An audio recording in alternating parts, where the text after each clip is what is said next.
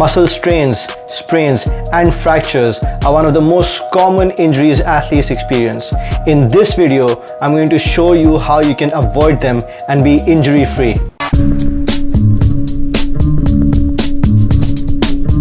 So the first one is basically to make sure that your hamstrings are activated, because when you're sitting constantly, your hip flexors are in the shortened position. I'm here on the floor with a rolled up yoga mat.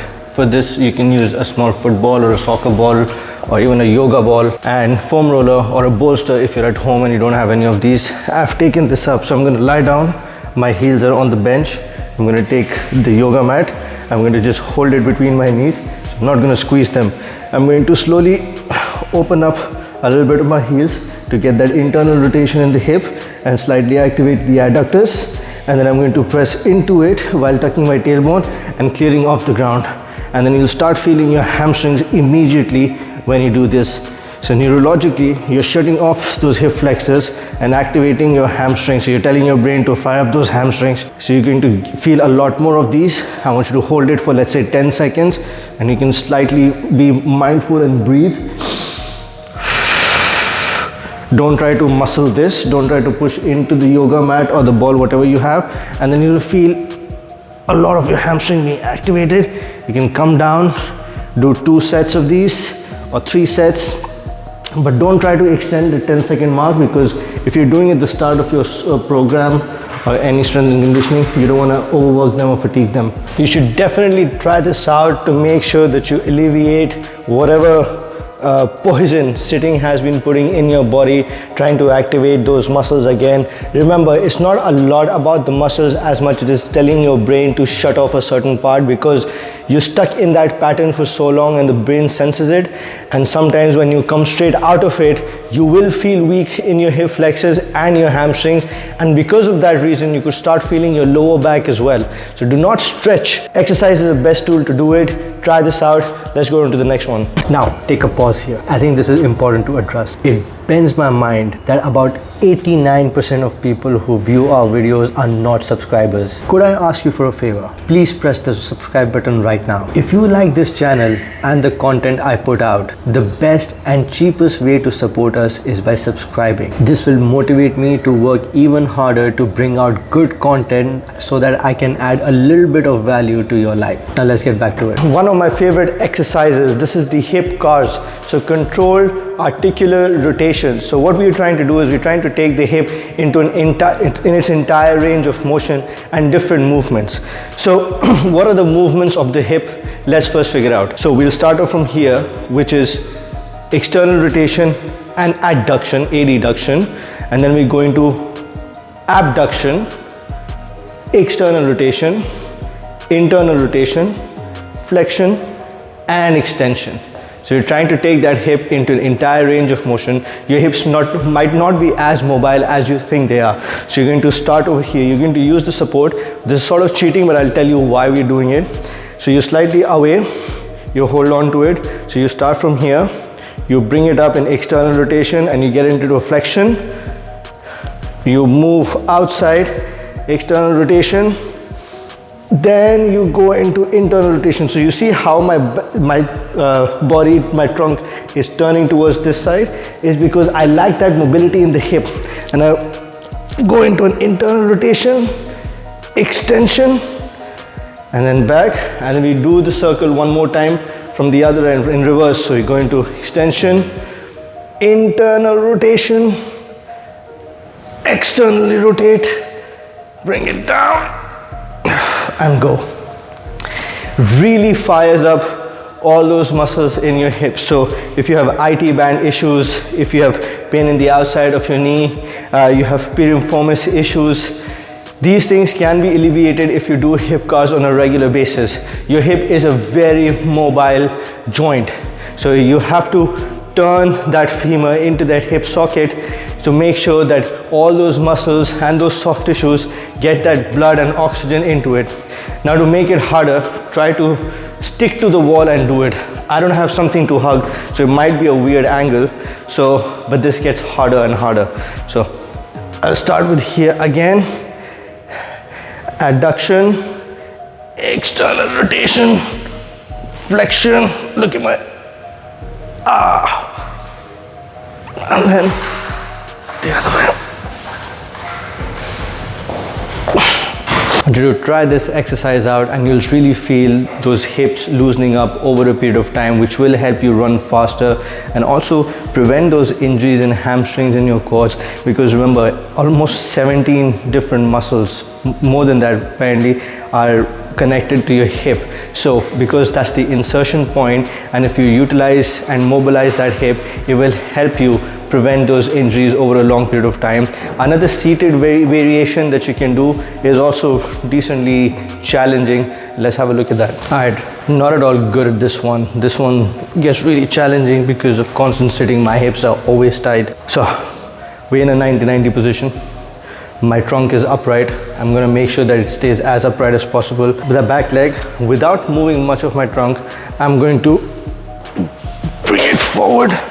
So I'm in a hip flexion, but my trunk is leaning, so which shouldn't be happening. And when I take it back, I'm trying to get that ankle over my knee, and then bring it down. So you'll really feel a lot of your glute in this, your piriformis, but it's a great mobilizer. This you can do where you're trying to lift your foot up to get that internal rotation in, but I would suggest you take the entire hip, the socket, to the entire range of motion. You'll feel the benefit of it. Try to do this, I would say, every day after sitting when you come back home before working out. 2-3 are good enough, but be mindful, keep it controlled, because that's the name, hip cars, controlled articular rotation. You're taking it to the entire range of motion. Let's have a look at the next one. So the next one is a single leg bench squat. What we're trying to work on, eccentrically load up the knee and the tendon around the knee, and also work on the flexibility and the mobility of the ankle, putting it through dorsiflexion, but controlled negative, so controlled eccentric and powerful concentric movement. So this is what it looks like. So I want you to find a bench, a box or a chair, and I want you to lower, and then power back up. Make sure the other leg is hovering at all times. Again, lower, controlled.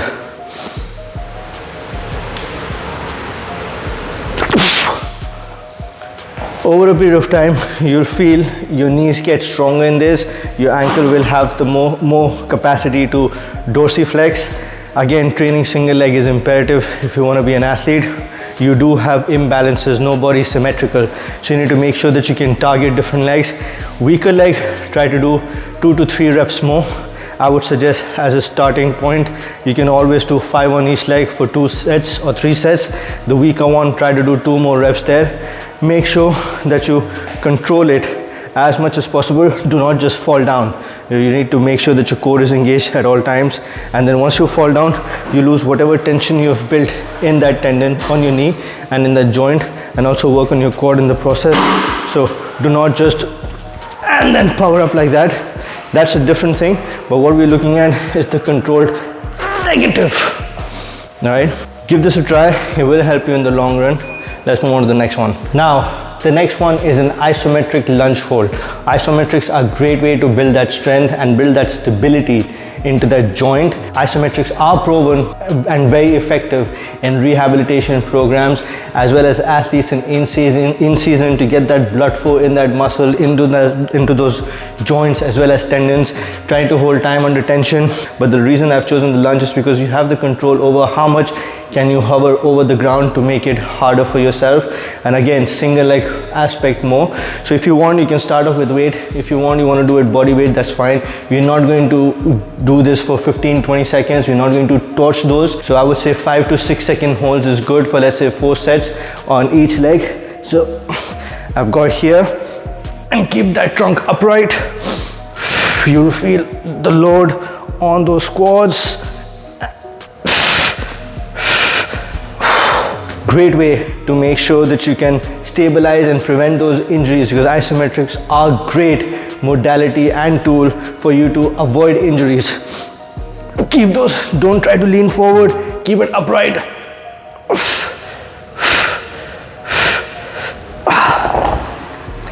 Can be progressed a lot. You can take heavier, you can start with body weight. You don't need gym equipment. Whatever exercises I've shown you today, you don't need any gym equipment. You can do it at home without any issue or difficulty. If you're on the field before a game and you want to do this out, it is possible for you to do it. The metabolic demand is not that high with these exercises because we're keeping it in a very short time frame.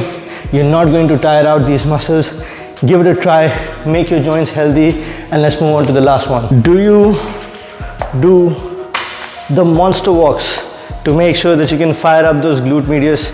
You know, as much as this exercise is good, it's not the best.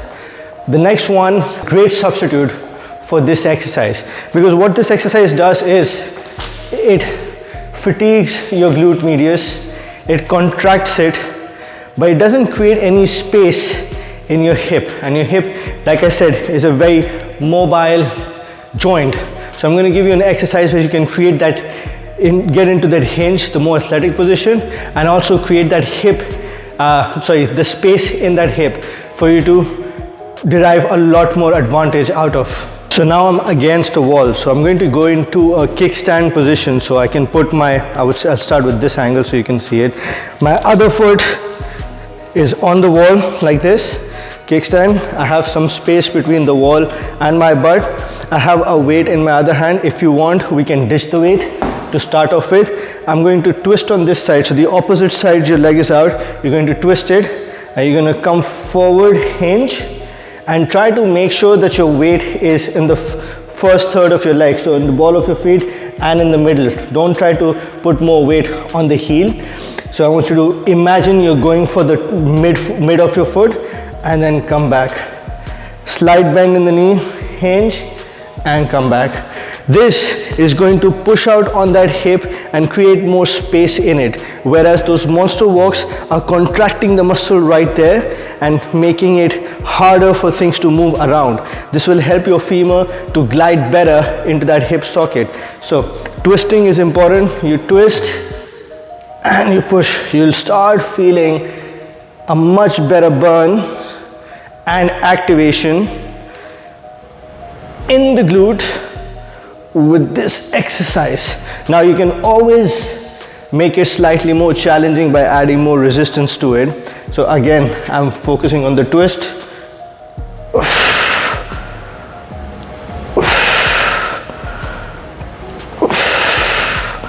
I'll show it to you from the other leg now so you can see from the other angle better.